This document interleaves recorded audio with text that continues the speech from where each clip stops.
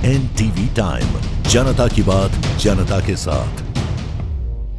Regency health में होगा 250 से अधिक रोबोटिक सर्जरी की उपलब्धि और स्त्री रोग संबंधी रोबोटिक्स में नई प्रगति का अनावरण। कॉन्फ्रेंस कर दी गई जानकारी, जिसमें एक महत्वपूर्ण उपलब्धि को बताया गया। 250 से अधिक रोबोटिक सर्जरी पूरी करने की उपलब्धि। इस कार्यक्रम में उत्तर प्रदेश के वरिष्ठ स्त्री रोग robotic surgeon doctor Yutika Vajpayee शामिल होंगी, जो रीजेंसी हेल्थ में स्त्री रोग में रोबोटिक सर्जरी की जानकारी साझा करेगी। इस अवधि के दौरान डॉक्टर वाजपेयी ने रोबोट की सहायता से 30 से अधिक स्त्री रोग संबंधी सर्जरी सफलतापूर्वक की है, जिनमें फाइब्रॉइड गर्भाशय, एंडोमेट्रियोसिस और गंभीर एंड्रोमेट्रियोसिस जैसी स्थितियों के लिए 19 कुल हिस्टेरेक्टोमी शामिल है। इस मामले में गर्भाशय योनि के आगे बढ़ने के 2 मामले भी शामिल थे, जिनका कंबाइंड टोटल हिस्टेरेक्टोमी, सैक्रोस्पिन्स फिक्सेशन और कोल्डोप्लास्टी रोबोट की सहायता से 7, मायोमेक्टोमी और गंभीर एंड्रोमेट्रियोसिस में प्रजनन क्षमता सुधार के लिए 2 पेल्विक एनाटॉमी बहाली के साथ इलाज किया गया। प्रेस कॉन्फ्रेंस में डॉक्टर वाजपेयी स्त्री रोग संबंधी कैंसर और प्रोलेप्स की रिपेयर के लिए उन्नत रोबोटिक सर्जिकल तकनीकों की शुरुआत की गई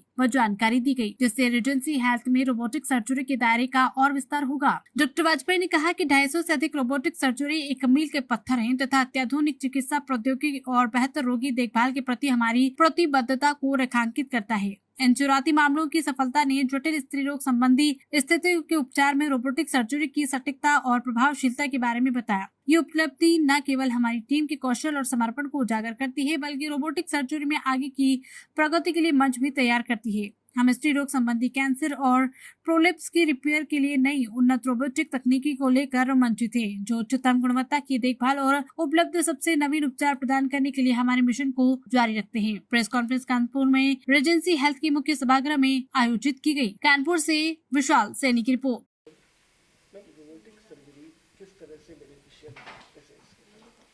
रोबोटिक सर्जरी गायनी के पेशेंट में काफ़ी लाभकारी सर्जरी है, बिकॉज़ ये पेशेंट को बहुत सारे एडवांटेजेस देती है। जैसे कि सर्जरी का ड्यूरेशन कम हो जाता है, तो जो सर्जरी ऑन एन एवरेज 1 से 2 घंटे की सर्जरी होती है, वो सर्जरी करीब 20 मिनट में कंप्लीट हो जाती है। इसके अलावा ब्लड लॉस बहुत कम होता है। तो ऑन एन एवरेज अगर यूट्रस की सर्जरी हम लोग दूरबीन विधि से करते हैं तो करीब 100 ml के करीब ब्लड लॉस होता है। या ओपन सर्जरी जो आम सर्जरी होती है, जिसमें बड़े चीरे से सर्जरी करते हैं, तो 200-250 ml तक ब्लड लॉस हो जाता है। आपकी रोबोटिक सर्जरी में less than 20 ml blood loss, तो एकदम ब्लड लेस सर्जरी होती है। इसके अलावा क्योंकि सर्जरी में बहुत छोटा चीरा लगता है और एक रिमोट सेंसिंग टेक्नोलॉजी होती है, और तीसरी चीज़ लेटरल विजन इतना अच्छा है कि इंजरी और ट्रॉमा कम होता है, जिसकी वजह से पेशेंट को एकदम पेन नहीं होता। पेन फ्री सर्जरी है ये, और पेशेंट की अर्ली रिकवरी होती है क्योंकि हमें कम दवाइयाँ देनी पड़ती हैं। इन्फेक्शन बहुत ही कम चांसेस हो जाते हैं, बिकॉज छोटा चीरा है तो पेशेंट की छुट्टी भी जल्दी होती है। और इसके अलावा क्योंकि लेस ट्रॉमा की सर्जरी है, तो उसकी हीलिंग भी फास्ट होने की वजह से वो रिटर्न टू फंक्शन, मतलब कि अपने जो काम वो सर्जरी से पहले करते थे या जब बीमार नहीं हुए थे उससे पहले करते थे, वो सारे काम में रिटर्न टू फंक्शन उनका फास्ट होता है।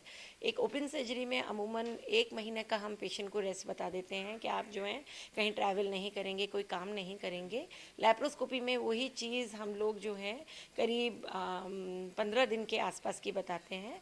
यहाँ पर हम 7 दिन में ही पेशेंट को कहते हैं कि आप अपने घरेलू काम तो धीरे धीरे सब शुरू कर सकते हैं। रोबोटिक कितनी सफल सर्जरियां की जा चुकी हैं और तो आगे का लक्ष्य क्या है? रीजेंसी हॉस्पिटल में हम लोग ने जनवरी से रोबोटिक सर्जरी शुरू करी और 250 केसेस कर चुके हैं।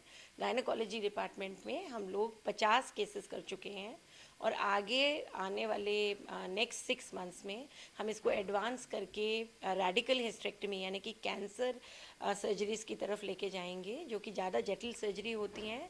और कैंसर सर्जरी मिनिमल मतलब लैप्रोस्कोपी की विधि से बहुत कम जगह होती हैं, और ये रोबोटिक सर्जरी में बहुत एडवांटेज है कैंसर सर्जरी का, तो हम इसे उस तरफ लेके जाएंगे। गोल है कि नेक्स्ट 50 केसेस हम अनदर 3-4 मंथ्स में कंप्लीट करें, जिसमें रेडिकल्स हिस्टेरेक्टमी हो, कैंसर सर्जरी हो, प्रोलैप्स की सर्जरी हो, और एक और रिप्रोडक्टिव मेडिसिन की सर्जरी होती है जिन लोगों की ट्यूब्स बंद हो जाती हैं या बंद करवाई हैं, उन्होंने बच्चा बंदी का ऑपरेशन कराया है और किसी कारणवश को उनको खुलवाना है, तो पहले वो बड़े चीरे से ही खुल पाता था और उसके बाद में बच्चे की डिलीवरी भी सिजेरियन से होती थी। रोबोट में ये एडवांटेज हो जाएगा कि वो बहुत कारगर तरीके से ट्यूब को रिविजन सर्जरी होगी छोटे चीरे से, तो आगे उनको नॉर्मल डिलीवरी का भी चांस बना रहेगा। है कि पेशेंट्स जो भी होते हैं या जो भी गार्जियंस हैं वो देखते हैं कि एडवांस टेक्नोलॉजी में एक्सपेंसेस ज़्यादा आते हैं, उस पर क्या कहेंगे आप?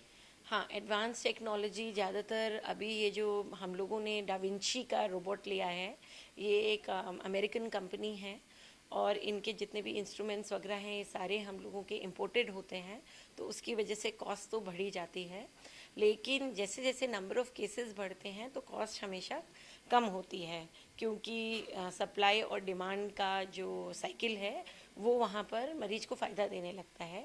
करेंटली अभी ये सर्जरी आप मान के चलिए 50 से 70 हज़ार रुपये एवरेज लैप्रोस्कोपिक सर्जरी से ज़्यादा कॉस्ट पड़ती है, और ये सारी की सारी कॉस्ट इंस्ट्रूमेंट्स की है। जो इंस्ट्रूमेंट्स यूज़ होते हैं 2 से 3 इंस्ट्रूमेंट इसमें यूज़ होंगे, तो एक इंस्ट्रूमेंट 25 हज़ार के आसपास का है, तो वही कॉस्ट है।